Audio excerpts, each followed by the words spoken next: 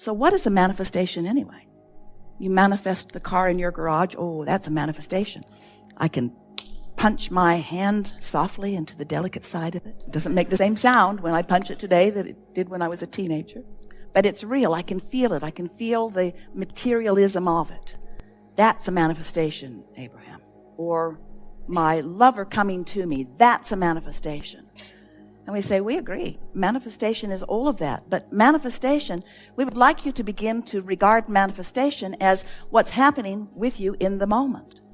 As Esther and Barbara were coming through the airport in San Diego, they came to the security check, and it seemed to be all blocked up. It was a small one, but it was still not moving.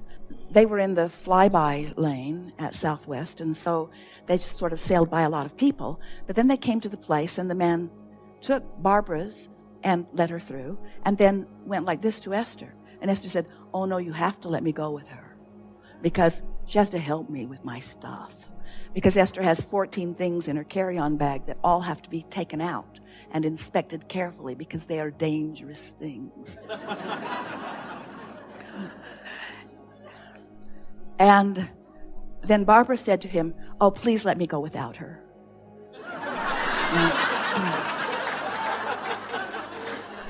And Esther said, oh, please don't let her go without me. And the man began to laugh, and he let Esther through. And then looked at the people behind Esther and went like, my hands are tied. These are powerful women. And now they are in the line that is not moving because, as the man told them, there was an eagle eye on the security camera, and she was checking for everything. And Esther thought, oh, that's wonderful.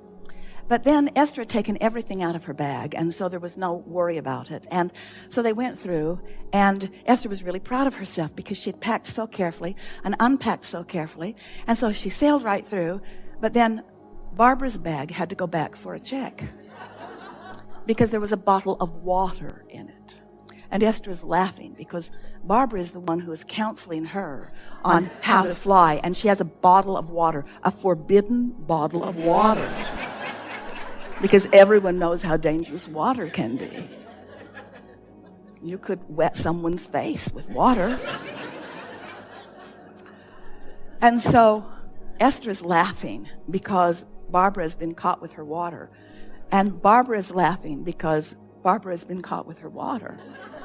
And the man offers to let them step outside and drink it as if it mattered. You can go back and start again if this water matters to you. And now they're all laughing. And then he takes her bag back through, runs it through again.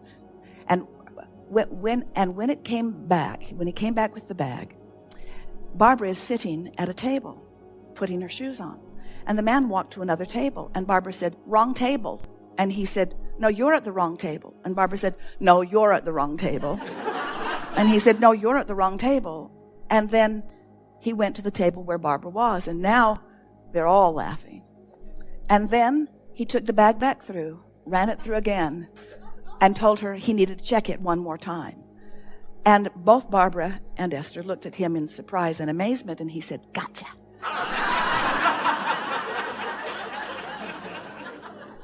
And as they moved on through, they couldn't stop laughing, and Esther couldn't stop noticing the amazing fun that they had at a place that is usually no fun at all.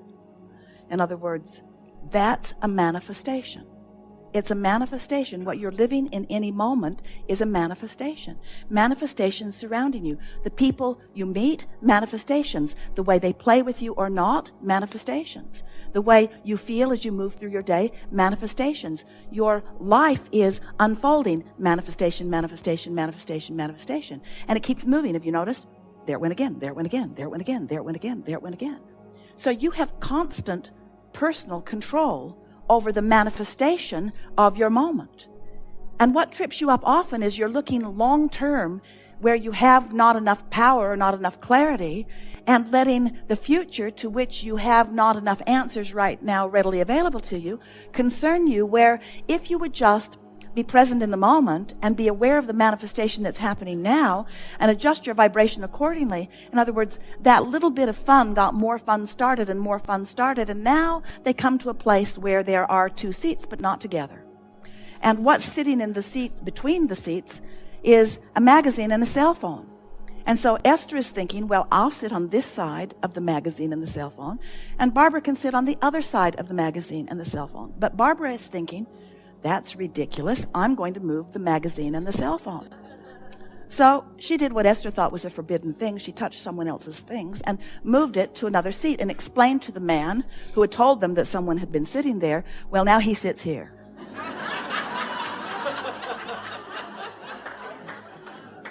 And then a great, big, gruff-looking man comes walking across from Starbucks, and Esther thinks, I'm going to the bathroom. I don't want any part of this. And as he comes to his telephone, which has clearly been moved, Barbara said, we moved you. And he said, you were so gentle, I didn't even feel it. And Esther began to realize that now the momentum of fun was started. There was no ending to what the day was going to provide. In other words, you just can't get into a place where you're feeling good, where you're loving the people of your planet, where the people who want to play with you are coming to you. You just can't get on that sort of vibrational roll without acknowledging these are manifestations. And what we want to call your attention to is that the most significant manifestation of all, have you been listening to us for a while? Some of you have for a very long while. And have you heard us say, yes, you've heard us say on endless occasions, because we say it every time we get together with you. We say it several times every opportunity we have.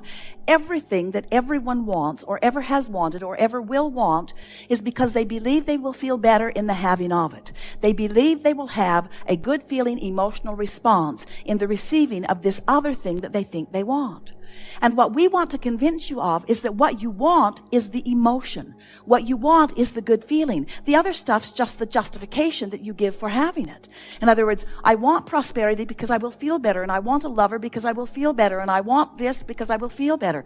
I want everything that I want because I believe I will feel better in the having of it, and I believe I will not feel good in the absence of it. But it is the emotion that is the primary manifestation. Hear that. Your emotion is your primary manifestation. And if you can hear that, if you can leave with that today, if you can know it in the way we know it, then you will have control of the only manifestation that matters, which is the way you feel. And when you get control of that one, you've got control of every other manifestation.